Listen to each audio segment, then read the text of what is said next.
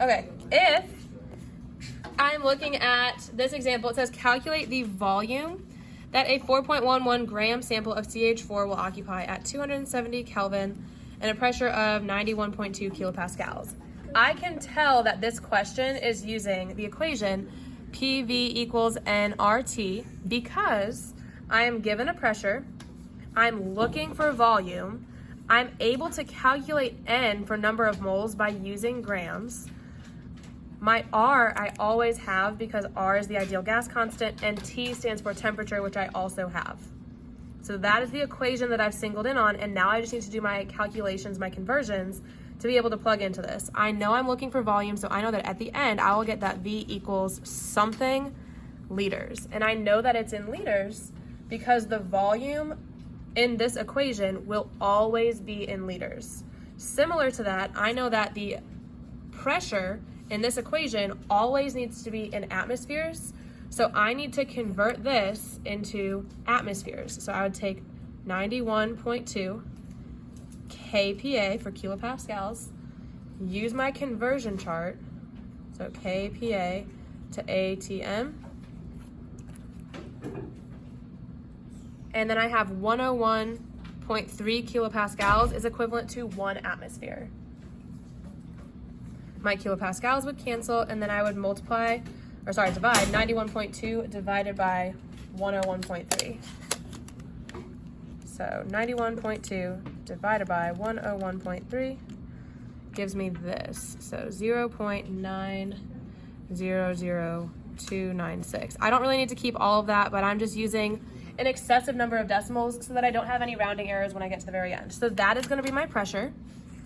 Again, volume is what I'm looking for. The N is number of moles, and I don't currently have number of moles, but I have the easy formula that says, so if I'm looking for N, I can use mass given, so mass over molar mass, or I can plug it into a T-chart, where if I have 4.11 grams of CH4, that's my mass, over the molar mass of CH4.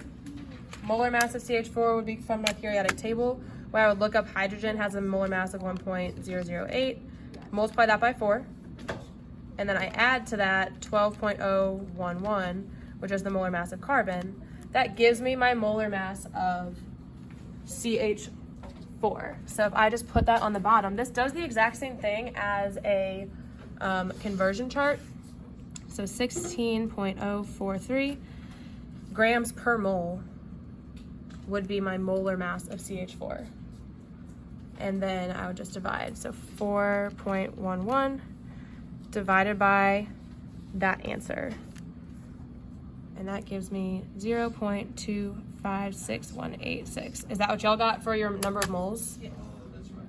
Okay, so that's the number of moles of CH4 that are in this question.